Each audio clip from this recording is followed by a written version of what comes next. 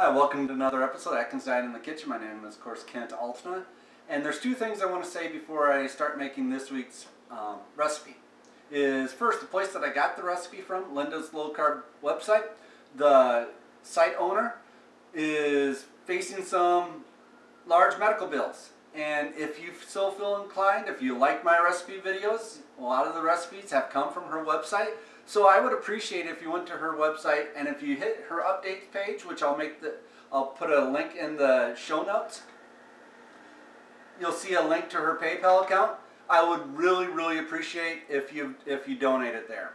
If you appreciate the videos, donate there. The second thing I wanted to mention was I've received comments in my sections about all the sugary things that I eat. And one of the things I want to say is don't infer from the videos that I make that this looks like what my daily diet looks like. I'm not eating this stuff day to day. This stuff is a treat. This stuff is a once a week, once a month type treat for me.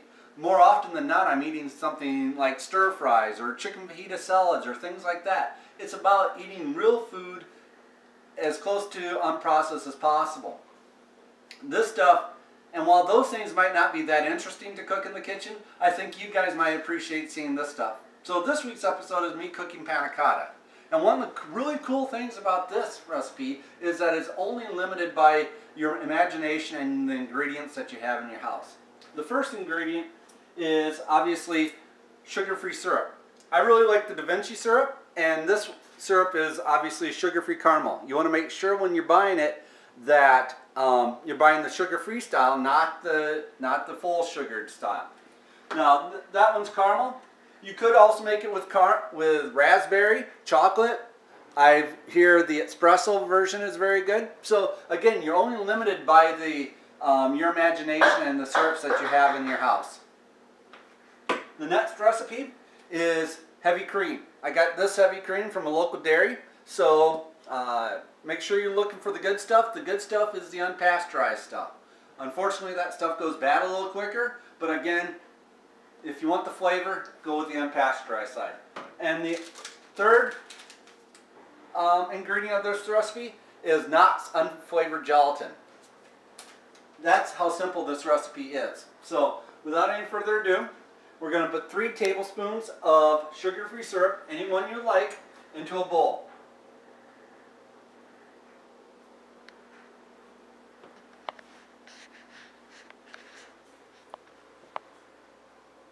Alright, that's 3 tablespoons. Next step is lightly dust the sugar-free syrup with the dried gelatin. You don't just want to pour it in there because it won't adequately dissolve.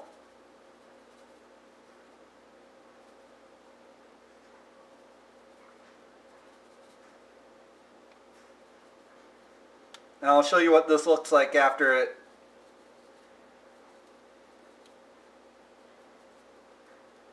finishes up. This will take about 5 minutes for that to fully dissolve. Alright, in the pan, you want to put 2 cups of heavy cream. 1.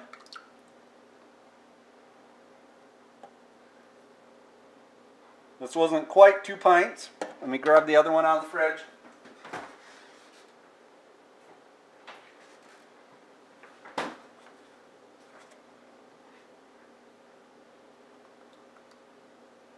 2.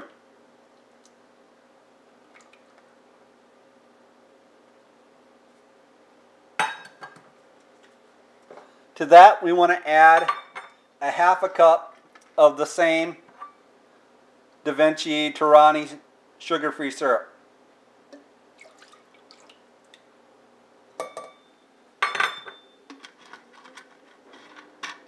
We want to heat this to just under boiling, and we want to heat it for about 5 minutes at that simmering state. So we'll come back when this is done, or when this is finished simmering. I'll see you soon.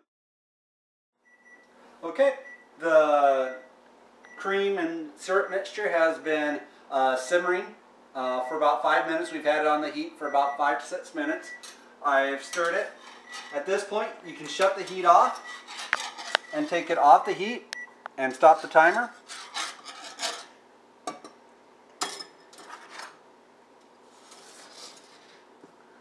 We want to grab the gelatin and syrup mixture. As you can see, it's very chunk-like. At this point, you want to put it into the heated mixture to let it dissolve completely and melt.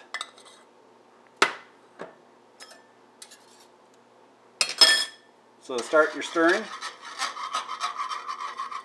This should take hardly any time at all.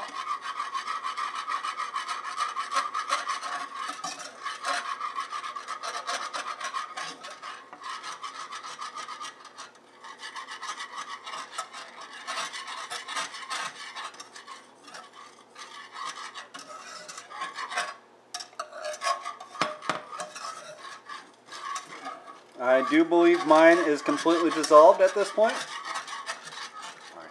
Alright, at this point we're going to try to select our containers. As you can see, it makes about 6 portion cups. If you had some nice ramekins, this would work great in those porcelain ramekin bowls. I'm just using simple plastic Glad bowls. I know what some of you are thinking right now. Is this induction friendly? And while all the ingredients are certainly induction friendly,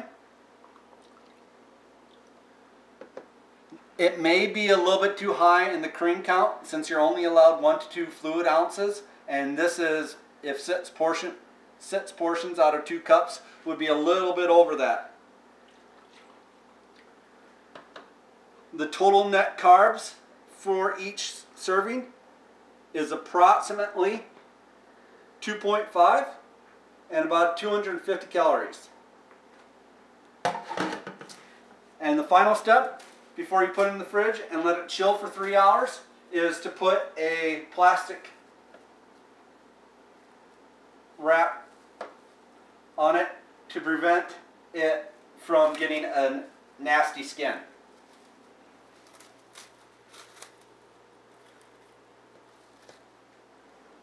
Well, that concludes another Atkins Diet in the Kitchen.